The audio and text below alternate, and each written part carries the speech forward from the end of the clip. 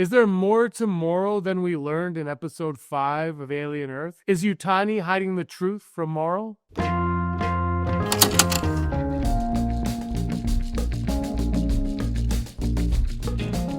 Hello everyone, welcome to Digital Charcuterie. My name is James. Thank you so much for stopping by. If you're new to the channel and a fan of Alien and Alien Earth, hit that subscribe button. I talk about it all the time right here and discuss it with you. So let me know in the comments down below your thoughts on Alien Earth and your thoughts on Morrow, the character himself. This is a character that from the get-go, I was like, I like this guy. I think I'm going to be on board with this character. I don't know how long he's going to last, but I think I'm on board with him. And then, of course, episode 5 last week, his arc, his storyline exploded, and he's elevated himself to top tier in this show, in this cast, especially the performance is brilliant. And I can't wait to see where they take him and his storyline. But I have some ideas that I want to discuss and throw your way. So let me know your thoughts. Do you agree with what I'm saying or disagree? It's fine. Whatever it is, I just want to talk to you guys about it because I'm really enjoying this show. And let's get right into my thoughts on Morrow and his daughter. Is she really gone? When you really break down Morrow in Alien Earth, what makes him such a devastatingly powerful character isn't just his presence, his stoicism, or his role as Yutani's loyal soldier. It's the tragedy that underpins every choice he makes. Morrow is a man who began life with no real anchor. He was homeless, rootless, and then taken in by the most powerful person in the company, Yutani herself. That adoption wasn't a purely altruistic act. It gave him enhancements, turned him into something beyond human, a cyborg whose body was not fully his own. And in that transformation, you see the earliest hints of what he would become. Someone who craved belonging so badly, who craved identity so deeply that he would let the company define who and what he was. The one thing that tethered him to something outside of the corporation, the one true human bond he had, was his daughter. She represented not just family, but resistance. Her letters showed that she didn't want the corporate future Yutani envisioned for her. She didn't want the company-sponsored school, she wanted Harvard. She dreamed outside the system, and that made her dangerous. Not in the sense of being a rebel, but in being a reminder to Morrow that there was another life, another path that didn't lead through corporate doctrine. That's what made her death so significant. Because it wasn't just a tragedy, it was the erasure of his last link to Earth, to choice, to something beyond the mission. And the way he finds out is truly devastating. 8 years into a deep space voyage, 8 years of distance, isolation, and loyalty to the mission, he learns the one person who mattered is gone, killed in a fire. Not at the start of the mission when he could have grieved and processed, but after he was already too deep into the company's orbit to escape.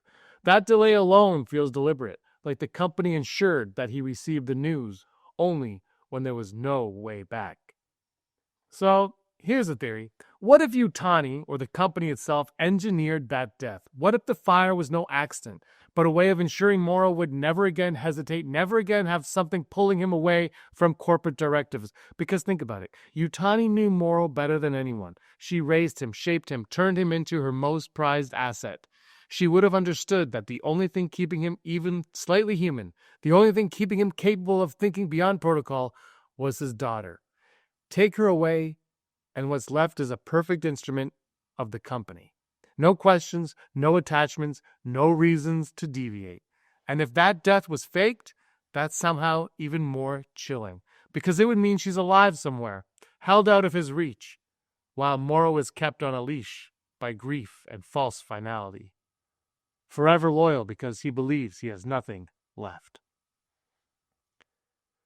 Now, let's add in that cyborg element. This is the part that intrigues me the most about Morrow. He isn't just a man. He's not just even a company man. He's a cyborg. And that means he isn't fully in control of himself. His body, his systems, his enhancements, they are all company property. He may feel autonomous, but at the end of the day, he's never fully free. And if Yutani's capable of controlling the information he receives, why wouldn't she also be capable of controlling the way his body and mind process information? That is scary for Morrow. His loyalty isn't just psychological, it's mechanical. His grief, his loss, his trauma. They don't just make him loyal, they make him programmable. He is the perfect company soldier because his very being is wired to align with the mission once that last human tie is cut. And that's why his arc mirrors Ripley's so much, in such a haunting way. Ripley also loses her daughter. She finds out in Aliens that Amanda Ripley died while she was trapped in cryosleep, and that loss destroyed her. But then she finds a surrogate to fill the void, someone to protect, someone to fight for, someone to remind her of her humanity. Ripley clings to the connection, but Morrow does the opposite. He loses his daughter and finds nothing to fill the gap, no surrogate to pull him back into light. So he latches onto the mission instead, and that becomes his surrogate family, his surrogate identity, his surrogate purpose. He doesn't protect Newt, he protects protocol. And that's the tragedy. He becomes the company's Ripley, the one who fights not for humanity, but for the directive. When you watch him in Alien Earth, especially that conversation with Yutani, where she orders him home and he refuses, saying the specimens are all that matter, you see the endgame of his arc. That's not just a man saying no, that's a man who has been built, shaped, broken, and reforged into a tool that cannot imagine a life outside of his mission. And that's why I think his daughter's death is not just a backstory, not just a tragedy, it's the linchpin. It's the event that explains why he is who he is. And it's the event that is just too perfectly timed, too perfectly aligned with the company's interests to dismiss as chance. Morrow isn't just tragic, he's terrifying, because he shows us exactly what the company wants.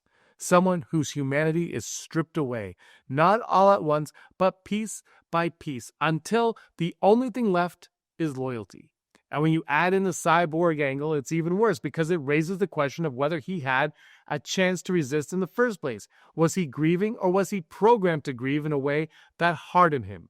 Was he loyal because he chose to be, or because every fiber of his being was bent toward loyalty from the moment Yutani pulled him off the streets? And if that's the case, then the most devastating part of this story is the one that could have saved him, his daughter. She was the one thing the company knew it had to take away. So when I think of Morrow, I don't just see a company soldier, I see the blueprint of Yutani's dream, a man who was never free, who was engineered through loss, adoption, cybernetics, and grief into the perfect embodiment of corporate will. And whether his daughter truly died in that fire or whether she was erased from his life through darker means, the result is the same. Morrow has no home to return to, no family to anchor him, no self outside the mission. He doesn't live for Earth anymore. He doesn't even live for himself. He lives for the company. He lives for the directive. And that's what makes him the most beautifully tragic character Alien Earth has given us so far. So those are my thoughts on Morrow and his daughter. Let me know in the comments down below what you guys think. Do you agree, disagree? I hope you liked the video. But whatever your thoughts are, I want to know, because again, like I said, I really enjoy this show and I just look forward to talking to you guys a few times every week. It's a lot of fun. If you haven't already and you've gotten this far, please hit that like button and subscribe button. Like I said, I talk about this all the time with you, and I really appreciate you guys spending some time with me today. It means a lot. Thank you so much, and may you be the master of your own universe.